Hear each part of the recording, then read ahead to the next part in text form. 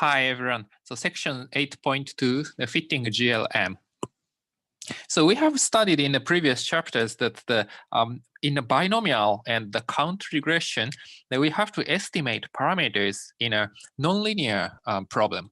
So the linear model, the least square estimator is really easy to get because originally it's quadratic function and you can differentiate it and you can get just a linear equation of parameters. But the count regression and the binomial regression, we have the link function G.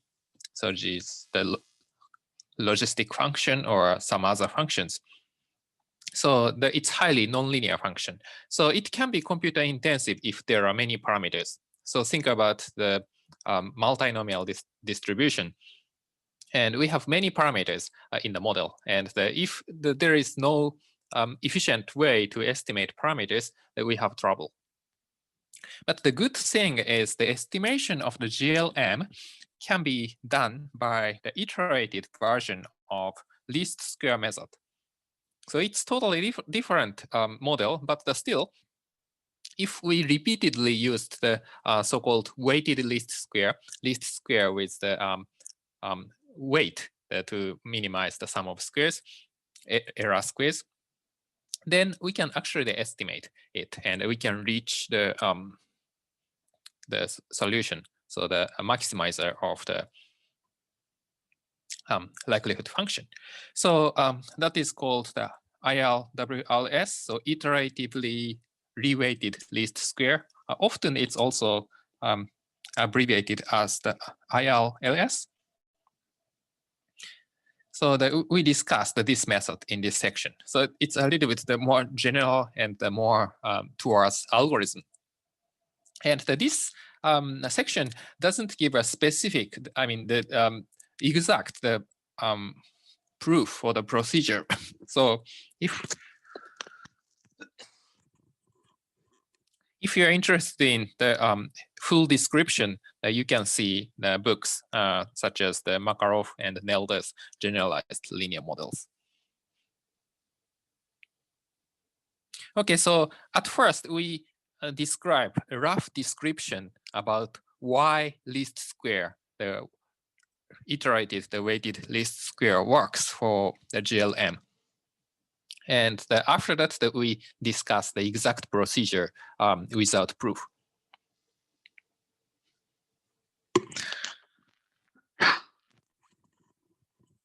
Okay, so this is the likelihood function of the exponential family.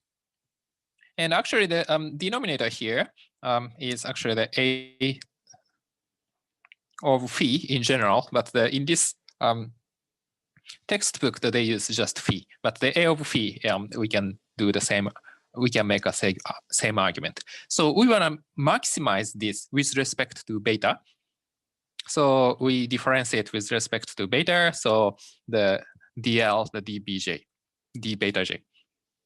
Then we can get this. So just that we take derivative with respect to beta, and the second term that we apply the chain rule, then we can get this. And generally,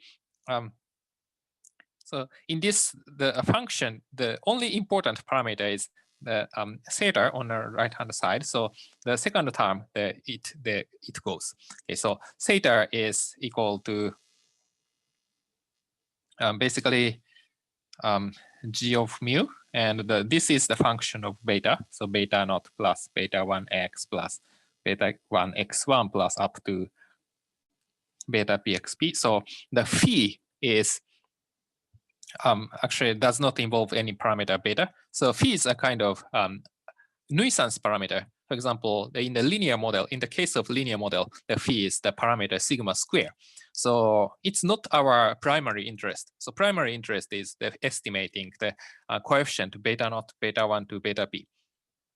So that part is gone, and that we get this form.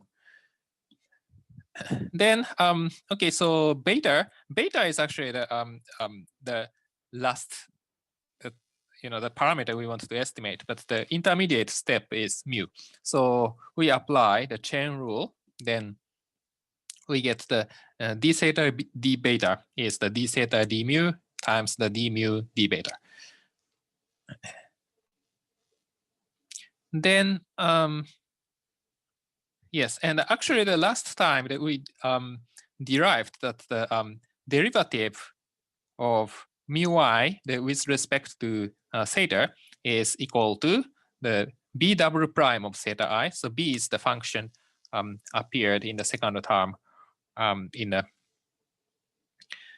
exponential family. And if we use this, then we get, okay, so this d theta d mu part becomes the 1 over the b double prime of theta I. So prime means the derivative with respect to theta. So we can get this form. Okay, so now that we want to make it 0, because the likelihood, maximum likelihood estimator that maximizes this L. So that means that it makes the derivative of L is equal to 0. So we make this equals to 0. And here that we used the fact that the variance of y is equal to the b double prime theta times phi. In general, if we have the exponential family in the denominator of the exponential family function, that we have a of theta, then this becomes a of theta. But anyway, so this is the variance of y. Yes. So we get this equation from the last page. And also we use the fact that the mu I, so mu I is equal to b prime theta. So this is also the formula that we derived the last time in section 8.1. So basically we have to solve this equality.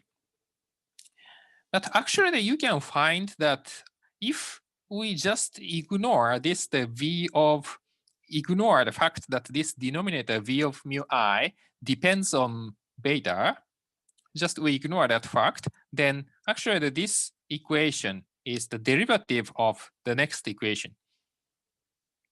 You can see that this quantity, the summation of yi minus mu square over v over mu, if we differentiate this with respect to beta, then that becomes the yi minus mu I. Then 2 just comes before yi minus mu I. Then, okay, so just we keep the v of mu I for now.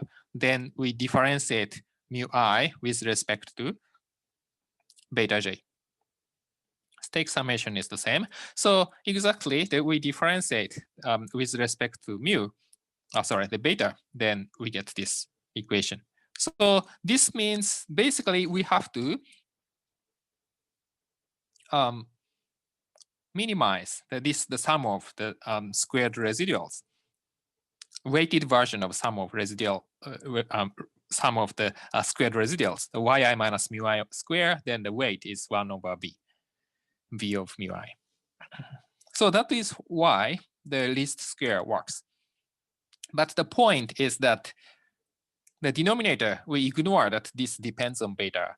So actually that we have to update this quantity. So maybe at first we can make a guess on, for example, the mu superscript mu at 0. This is the initial guess for each observation, each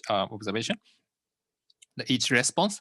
Then we calculate v, but okay, so that gives okay, so good weight, the reasonable weight. But if we update parameter, then this estimate, the mu I, changes. So if this estimate changes, then we also have to update the weight of this function. So we update the beta and the v of beta alternately and repeatedly to approach the global minimum. So basically we have to use the optimal weight, but the optimal weight cannot be obtained until the optimization is done. So just we do optimize beta and the v of beta alternately.